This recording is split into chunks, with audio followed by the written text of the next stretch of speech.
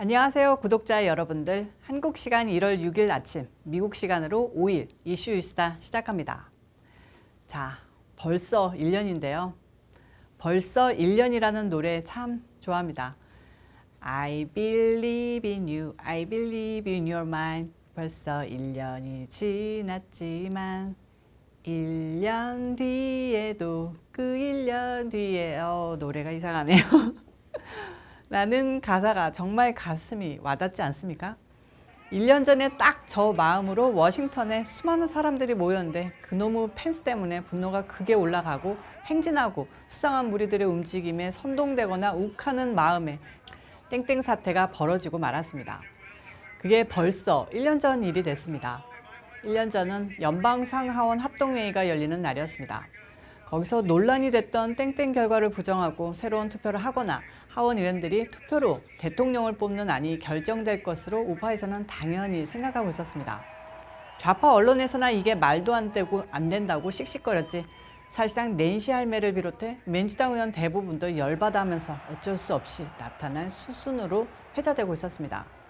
그게 분위기였고 민주당은 오히려 그렇게 되면 어떻게 대응해야 하나 생명 소중한 분들과 연대해 전국적인 시위에서 대통령 물러가라, 장외투쟁 해야 할까 어쩔까 계획했는데 이미 이날 결과를 받아들여야 할 수밖에 없다는 분위기였습니다.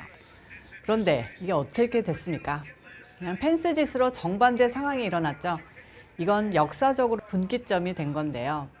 지금 이날이 단순히 의회 땡땡 사태가 벌어진 민주주의가 무너진 날 따위로 믿고 있는 미국민들이 대부분인 것은 순전히 편향적인 언론 탓이라고 해도 절대로 과언이 아닙니다.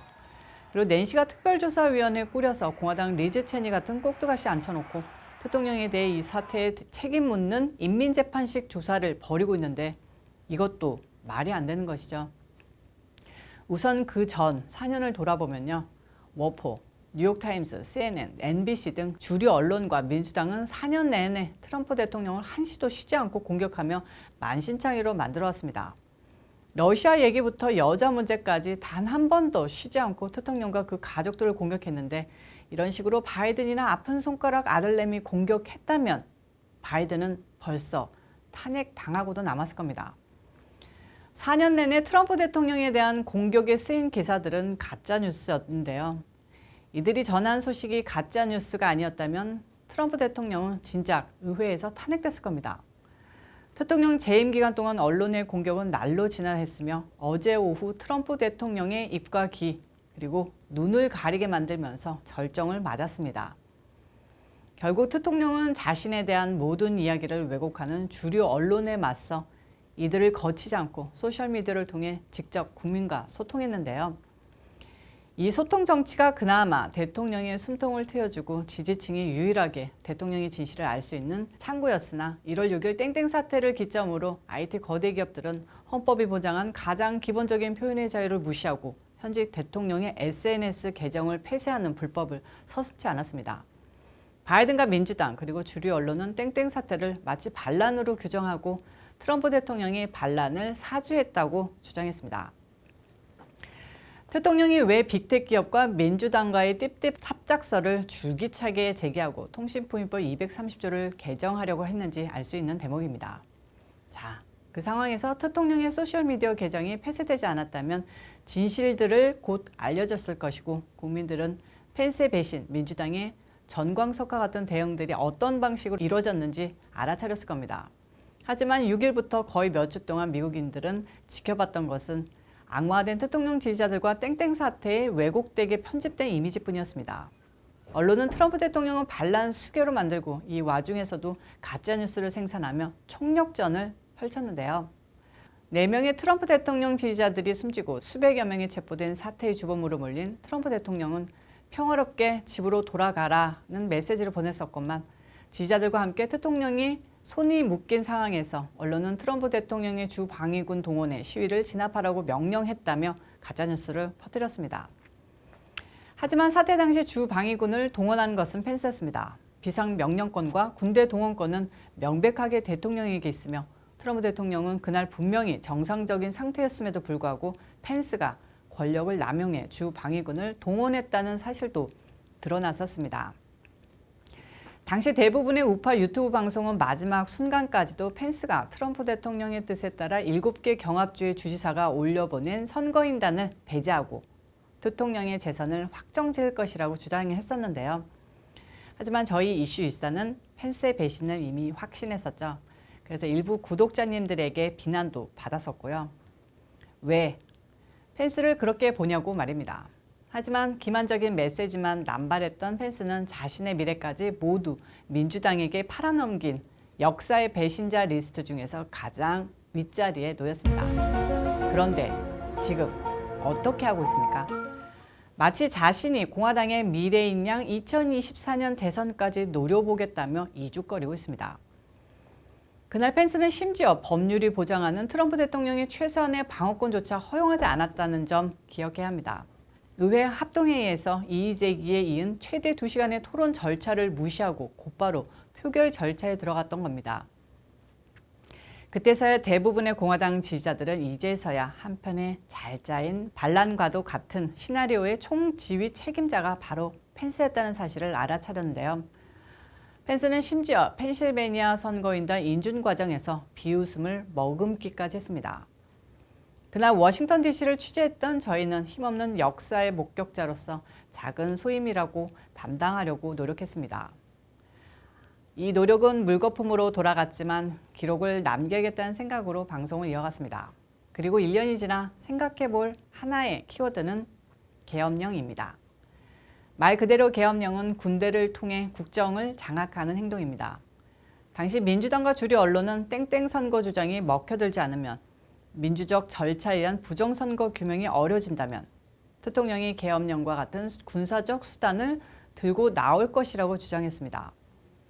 만약 대통령이 계엄령을 내렸다면 그날이 가장 합당한 날이었으며 충분히 명분도 있었지만 그들은 대통령의 고유 권한인 계엄령을 내릴 경우 대통령이 당장 처벌받을 것이라고 압박해왔습니다. 대통령이 언제든지 맘만 먹으면 계엄령을 선포할 수 있었으며 계엄령을 내릴 명분이 충분하기 때문에 실제로는 그럴 뜻이 없었음에도 그렇게 몰고 간 겁니다. 그리고 세월이 흘러가면서 사실들은 새로 조명되고 있습니다. 우선 대통령의 재선을 막으려는 음모가 민주당이 아닌 바로 대통령 근처에서 자행됐음이 드러났는데요. 결국 바이든에게 넘어간 대통령이란 지위로 미국은 지금 한 번도 경험해보지 못한 패배자의 그것과 같은 치욕의 역사라는 구렁텅이로 떨어지고 있는 겁니다. 우선 그 과정에서 트럼프 정부의 넘버 3라고 할 수 있는 합동참모의장 마크 밀리의 배신 행위가 알려졌습니다. 한때 대통령의 총애를 입어 군인으로서는 최고의 지위인 합동참모의장이라는 자리에 올랐는데 선거를 며칠 앞두고 그의 등 뒤에서 중국의 카운터파트, 그러니까 중국에서 자기와 지위와 위치가 같은 와리워청 중국 합참의장과 전화통화를 갖고 미국이 중국을 공격할 가능성이 있으나 그런 결정이 나면 미리 알려주겠다라는 반역적인 행동을 한 겁니다. 두 번째 통화는 땡땡 사태가 벌어진 직후인 1월 8일에 이루어졌는데요.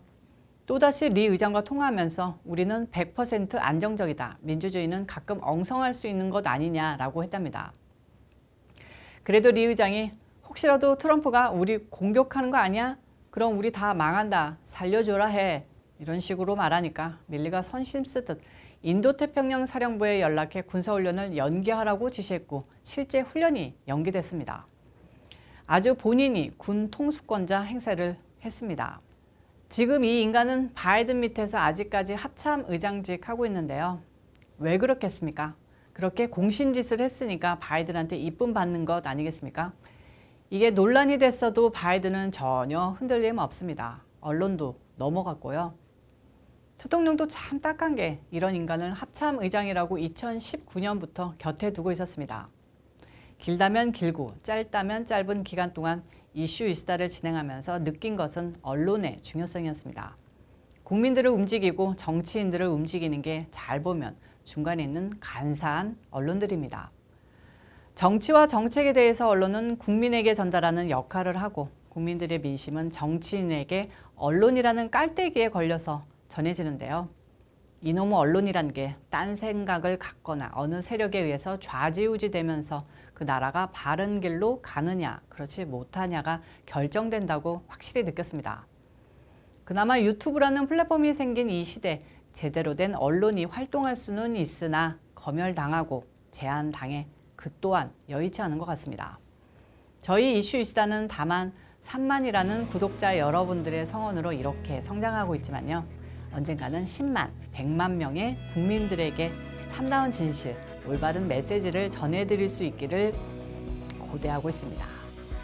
오늘 뜻깊은 1월 6일 이슈이시다 노스탈직하게 달려봤습니다. 벌써 1년이니까 조금만 더 버티면 좋은 날 올 것 같지 않습니까? 오늘 이슈이시다는 여기까지입니다. 시청해주셔서 감사합니다. 저는 또 다음 영상에서 찾아오도록 하고요. 여러분들 잊지 말고 좋아요와 구독 꾹꾹 누르시고요. 저는 또 다음 영상에서 빠이.